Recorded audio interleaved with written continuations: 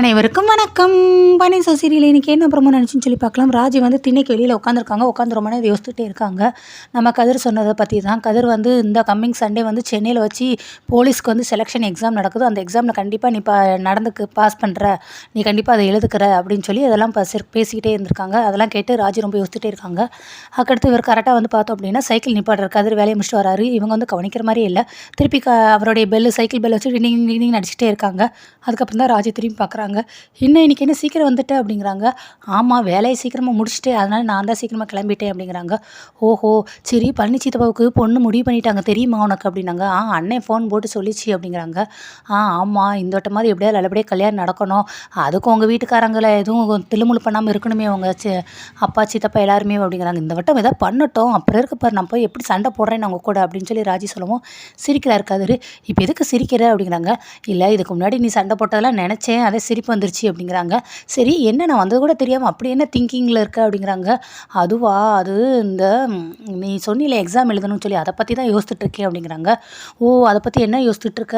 வேலைக்கு இனிமேல் போகவே வேண்டாம், போலீஸ் வேலையை பற்றி யோசிக்கவே வேண்டாம், அதை அப்படியே முழிக்கிடுவோம் அப்படின்னு நினச்சிட்டு இருக்கியா? இந்த பாரு, நீ போலீஸ் வேலை வந்து வேண்டாம் அப்படிங்கிறது உனக்கு வந்து முடியல, உனக்கு இன்ட்ரெஸ்ட் இல்லை, எனக்கு கை கால் வலிக்கும், எனக்கு உடம்புக்கு செட் ஆகாது, என்னோட மனசுக்கு அது பிடிக்கல, அந்த மாதிரி ஏதாவது ஒரு ரீசன் சொல்லி நீ அதை வந்து வேண்டான்னு அவாய்ட் பண்ணினா ரொம்ப நல்லது.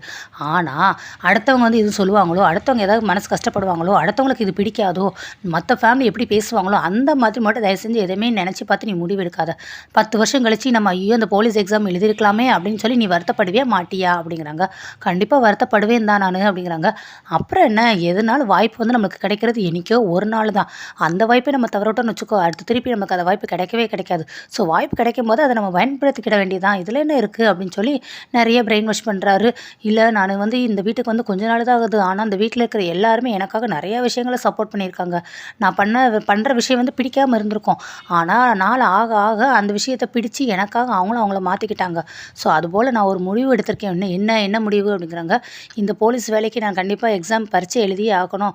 இப்போ வந்து ஆரம்ப கட்டத்தில் அவங்களுக்கெல்லாம் பிடிக்காம தான் இருந்திருக்கும், ஆனால் போக போக என்னோட ஆசைகள், என்னோட லட்சியங்கள் என்னங்கிறத புரிஞ்சுக்கிட்டு எனக்காக சப்போர்ட் பண்ணுவாங்கிற நம்பிக்கை எனக்கு இருக்குது அப்படிங்கிறாங்க. அப்பாடா, இப்போயாவது இருந்தியே, எங்கள் வீட்டுக்கு வந்த உடனே நீ பழையபடி மாட்டேன் வைக்க மாட்டேன் அது எழுத மாட்டேன்னு சொல்லுவியோ, திருப்பி உன்னவெல்லாம் பிரெயின் வாஷ் பண்ணணுமோ அப்படின்னு நினச்சிக்கிட்டே வந்து நல்ல வேலை எனக்கு அந்த வேலையை நீ மிச்சம் பண்ணிக்கிட்ட. நல்ல வேலை, இதில் அப்படியே கான்ஃபிடென்ஸோடு தைரியமாக இரு, நாளைக்கு காலையில் நம்ம ப்ராக்டிஸ் கண்டிப்பாக போகிறோம் சரியா அப்படிங்கிறாங்க. சரி, ஓகே அப்படிங்கிறாங்க. அதுக்கடுத்து மயிலை காட்டுறாங்க. மயில், ஐயோ ஸ்கூலில் வேறு சர்டிஃபிகேட் கேட்குறாங்களே, இந்த பிரின்ஸிபல் வந்து சர்டிஃபிகேட் கொடுக்கலாட்டின்னா மாமா கிட்டக்க வேறு பேசவேங்கிறாரு. ஐயோ, நான் இதுக்கு என்ன தான் பண்ணுவேன், சரி இங்கே வேறு யார் என்ன சொன்னாலும் நம்பவே மாட்டேங்கிறாங்க, என்னை வேலைக்கு போயே ஆகணுங்கிறாங்க இப்படின்ட்டு புலம்பிகிட்டே இருக்காங்க. அடுத்து சரவணன் ரூம்குள்ளே வராரு. ரூமில் வந்து கதவெல்லாம் சாத்துறாரு. அவர் பயங்கர ரொமான்டிக் மூடோட வராரு சந்தோஷமாக. அதுக்கடுத்து இங்கே மயில் வந்துட்டு, இன்னும் மயில் நான் வந்து கூட தெரியாமல் அப்படியே நான் யோசிச்சுட்டு இருக்கேன் அப்படிங்கிறாங்க. அதுவா மாமா, அந்த ஸ்கூல் பற்றி தான் யோசிச்சுட்டு இருந்தேன் அப்படிங்கிறாங்க. இன்னும் மயில் ஸ்கூல் எப்படி இருக்குது, உனக்கு எந்த மாதிரி இருக்குது அப்படின்ட்டு. அப்புறம் அவங்க ஒரு கோயிலுக்கு போனதாகவும், அந்த கோயில் ரொம்ப சக்தி வாய்ந்த சாமி, நான் வந்து எனக்கு கல்யாணம் ஆகணும், நம்ம 2 பேரும் கல்யாணம் ஆகி எந்த ஒரு பிரச்சனை இல்லாமல் சந்தோஷமாக இருக்குன்னு நினச்சி நான் வேண்டிக்கிட்டேன், அது எல்லாமே இப்போ நல்லபடியாக நிறைவேறி இருக்குது, அதனால சக்தி வாய்ந்த சாமி அப்படின்னு சொல்லிட்டு இருக்காங்க. ஏன் மாமா, நீங்கள் கல்யாணம் நடந்ததுக்கப்புறம் சந்தோஷமாக இருக்கீங்களா அப்படிங்கிறாங்க.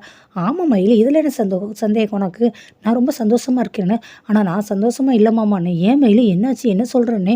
இல்லை மாமா, உங்களுக்கு மத்தியானத்துக்கு வந்து சாப்பாடு கொண்டு வராமல் போனதுனால உங்களுக்கு பிடிச்சது சமைச்சு கொடுக்க முடியல, ஸோ இதெல்லாம் நினச்சி ஸ்கூலுக்கு வேறு வேலைக்கு போகிறேன்னா, இதெல்லாம் நினச்சி எனக்கு ரொம்ப சங்கடமாக இருக்குது, எனக்கு ஒரு சந்தோஷமே இல்லைன்னு. அவ்வளோதானா, நான் என்னமோ எதுவும் நினச்சி பயந்துட்டேன். ஏன் மயில் அப்படி சொல்கிறேன்னே.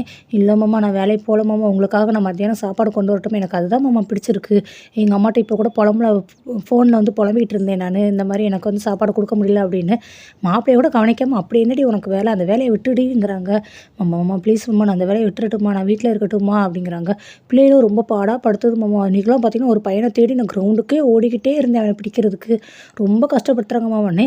ஏன் மயில் அப்படி சொல்கிறேன், இது அப்பா வாங்கி கொடுத்த வேலையை வேணான்னு சொன்னால் அப்பா மனசு கஷ்டப்படும்ல, அதெல்லாம் இல்லை, நீ கண்டிப்பாக இந்த வேலையை போய் தான் ஆகணும் அப்படிங்கிறாங்க. ஷோ, என்ன சொன்னாலும் இவர் வேலையை போகணுங்கிறாரே.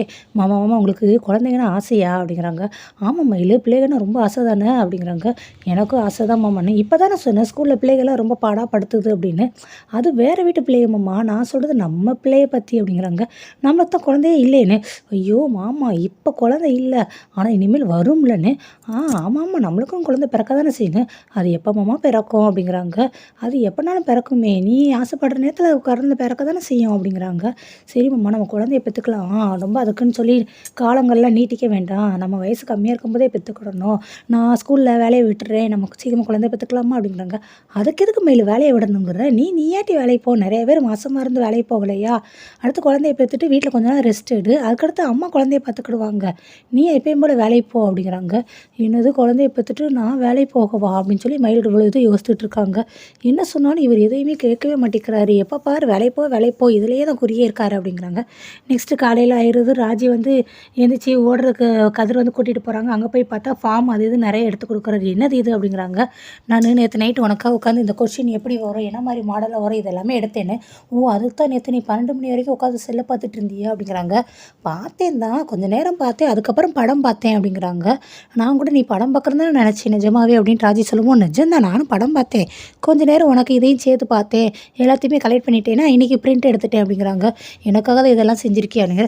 சரி அதை பற்றி நம்ம பிற வீட்டில் போய் பேசுவோம், இப்போவா நம்ம வந்து ரன்னிங் ரேஸ் ஓட ஆரம்பிக்கலாம் அப்படின்னு சொல்லி அவர் எப்பயும் போல் விசில் அடித்து இதெல்லாம் பண்ணுறாரு. இதை கரெக்டாக கதிரும் ராஜியும் கிரவுண்டில் இருக்கிறத பார்த்துட்டு பாண்டியன் பார்த்துட்டு வீட்டுக்கு வந்துடுறாரு. வீட்டுக்கு வந்து பயங்கர கோவமாக இருக்கார். கோமதி ஏங்க இருந்தாங்க, உங்களுக்கு இன்றைக்கி ஆப்பம் போட போகிறேன், உங்களுக்கு சுண்டல் வைக்கட்டுமா இல்லாட்டினா தேங்காய் பால் எடுக்கவான்னு ஏதாவது ஒன்று வை அப்படின்னு. ஏன் இப்படி கோவப்படுறீங்கன்னு, இப்போ என்ன எத்தனை என்கிட்ட கேட்டு தான் செஞ்சியே, ஏதாவது ஒன்று வைக்க வேண்டியதானே. ஐயோ யார் மேலே உள்ள கோவத்தை நம்மகிட்ட காட்டுறாரு அப்படின்னு பேசிட்டு இருக்கும்போதே ராஜி கதிர் 2 பேர் வர்றாங்க. உள்ளே போனோம் அப்படின்னு பார்த்தா அவங்க வந்து சென்னைக்கு வேறு போக வேண்டியது இருக்குது, எக்ஸாம் எழுதுறதுக்கு. ஸோ வீட்டில் நான் பேசிக்கிறேன்னு சொல்லி வேறு கூட்டிகிட்டு வந்திருக்காரு கதிர். அடுத்து கரெக்டாக எங்கே போனீங்க 2 பேரும் பண்ணி கேட்குறாரு. இவங்க என்ன சொல்லி திரு முடிச்சுட்டு நான் சொல்கிறேன் அப்படின்ட்டு கிரவுண்டுக்கு தானே. ஏன்டாடே நான் அத்தனோட படித்து சொல்லியிருக்கேன், ஏன்ப்பா நீ கேட்க மாட்டியாப்பா இவன் கூட சேர்ந்து, அவன் தான் என் பேச்சை கேட்காம இருக்கானா, நீ இப்போல்லாம் என் பேச்சை கேட்க மாட்டியா நீ என்ன, எது பேசுனாலும் என்கிட்ட பேசுங்க, ராஜிக்கிட்ட எதுவும் பேசாதீங்க, அவளுக்கு எதுவும் தெரியாது, நான் தான் அவளை கிரவுண்டு கூட்டிகிட்டு போனேன் அப்படின்னாங்க.